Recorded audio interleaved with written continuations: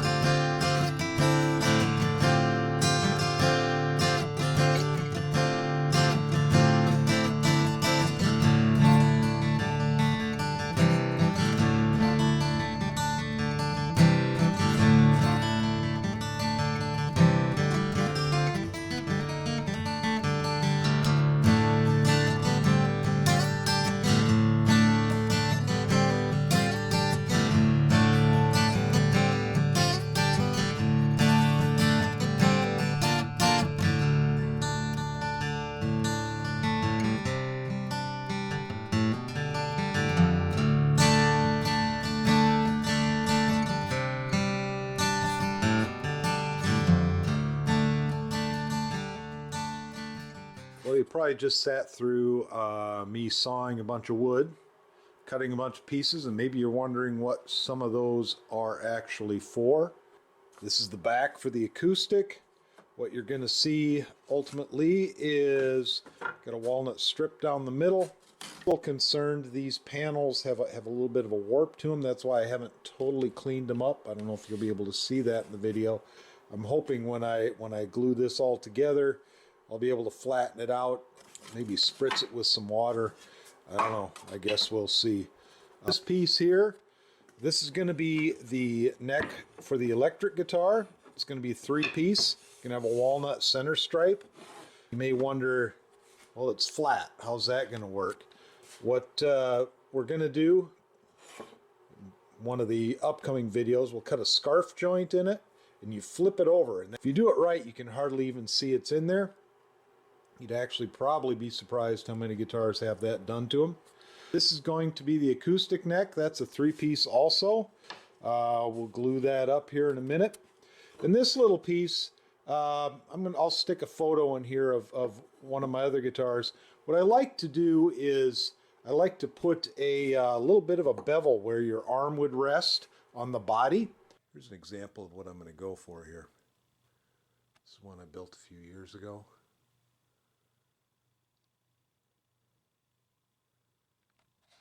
Smaller body guitar, really comfortable playing guitar. And what this is going to be is just some more maple, so it'll blend in with the sides. Ultimately, it'll be kind of in this sort of position, and then you sand a bevel into it. When you're gluing together different pieces of wood, you want to make sure you sand your gluing surfaces nice and flat. You want to be able to put them together and not see any daylight through them. Make sure they're nice and tight. You don't want any gaps.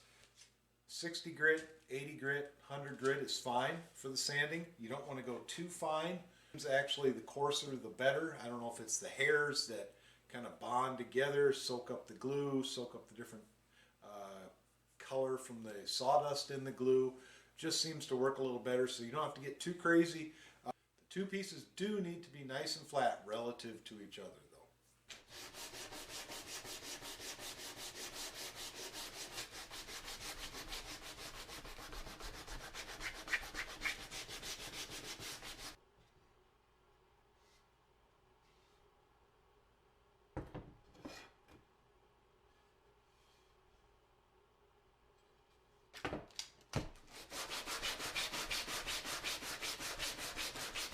When you're gluing pieces of wood together, you need to be aware of hydraulic creep. And what that is the glue lubricates the two pieces of wood, so when you compress it, the wood wants to move around, so it may not stay aligned where you want it to be.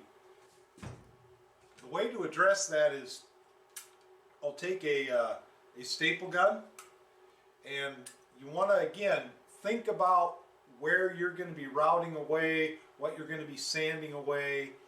You don't want to be putting these staples somewhere where they're going to be shown or going to be able to be seen.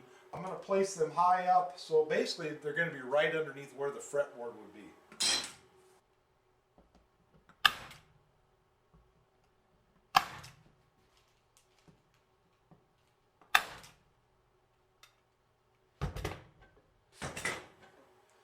Then you'll come back with just a nippers. You can kind of see where the staples are here. And what you're doing is you're just cutting the crown off the staple. So you just have the little bit of the leg sticking out. And what that'll do is when you put your wood together, it'll hold it all in one spot. So when you tighten it down, it won't do that creep on you.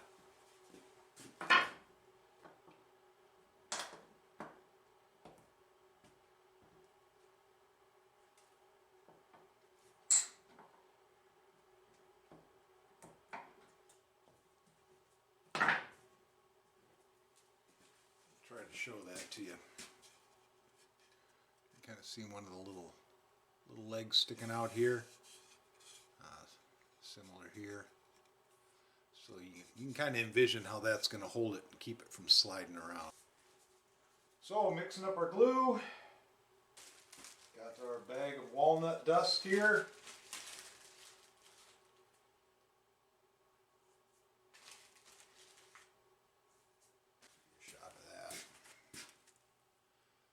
I think it's actually darker than what it looks.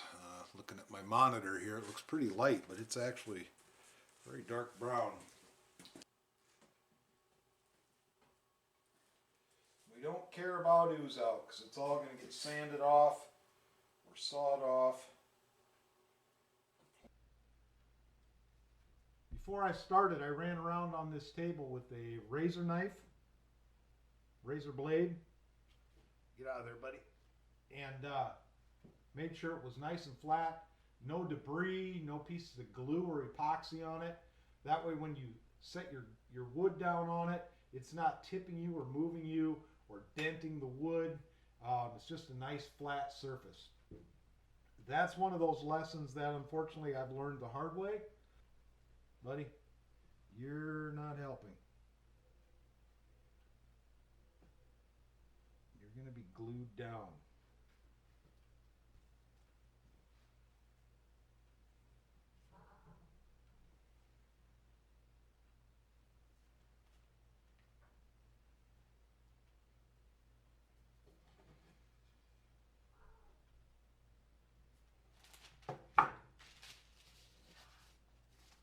Like how it's all lined up here. I have it on some parchment paper so I don't glue it down to the table, which is always helpful. And I will throw my first clamp on it here.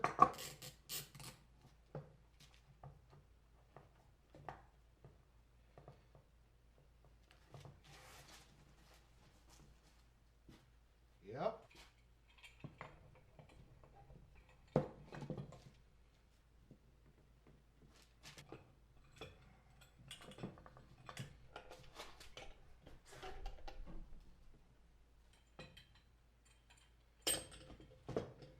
Okay.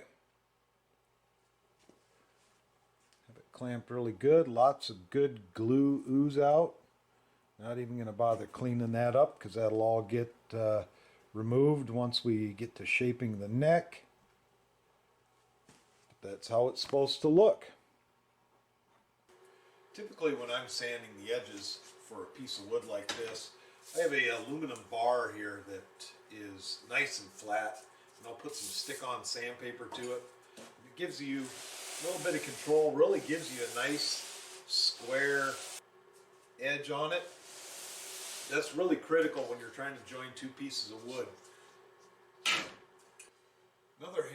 is put a light behind it. Nice bright light.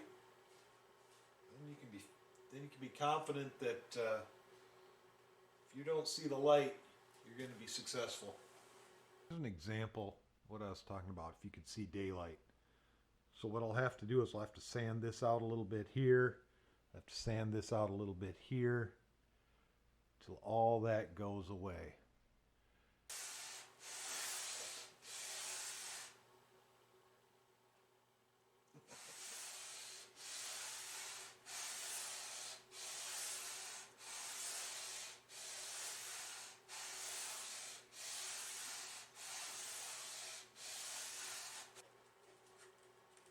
That looks really good.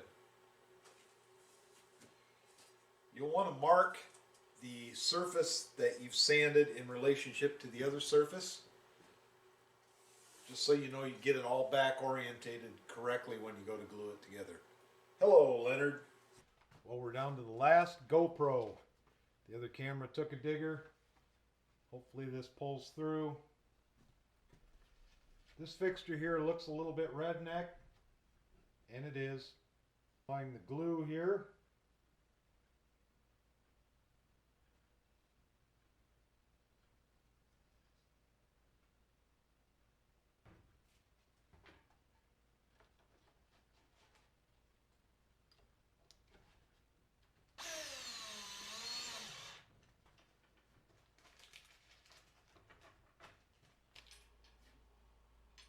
More clamps.